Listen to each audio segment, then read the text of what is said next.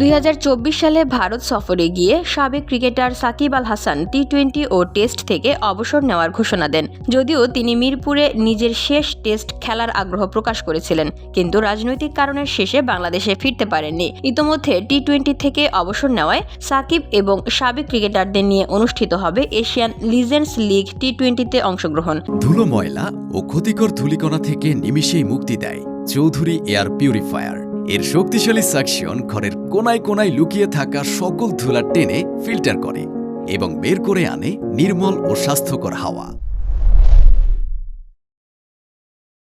এবছর 10 মার্চ থেকে শুরু হতে যাচ্ছে এশিয়ান স্টার্স আসর, যেখানে সাকিব ছাড়াও বাংলাদেশি আরেক ক্রিকেটার অলোক কাপালি ও শ্রীলঙ্কার দিলশান মুনাবিরা, লাহিরু থিরিমান্নে, শেহান জয়াসুরিয়া, ভারতের কেদার যাদব, শাহবাজ নাদিম ও আফগানিস্তানের হামিদ হাসান একত্রে মাঠে নামবেন। বাংলাদেশ থেকেও একটি দল অংশ নেবে, যার নাম হবে বাংলাদেশ টাইগার্স। এই দলের হয়ে সাবেক তারকা যেমন তামিম ইকবাল, মোহাম্মদ আশরাফুল সহ অনেকেই অংশগ্রহণ করবেন।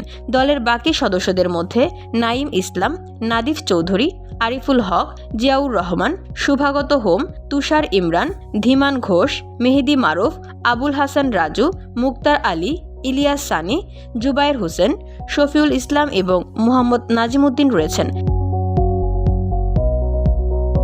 মজার ব্যাপার হচ্ছে, আগামী 12ই মার্চ বাংলাদেশের বিপক্ষে খেলতে দেখা যাবে সাকিব এবং কাপালিকে, যা এই আসরের অন্যতম আকর্ষণীয় মুহূর্ত হতে যাচ্ছে।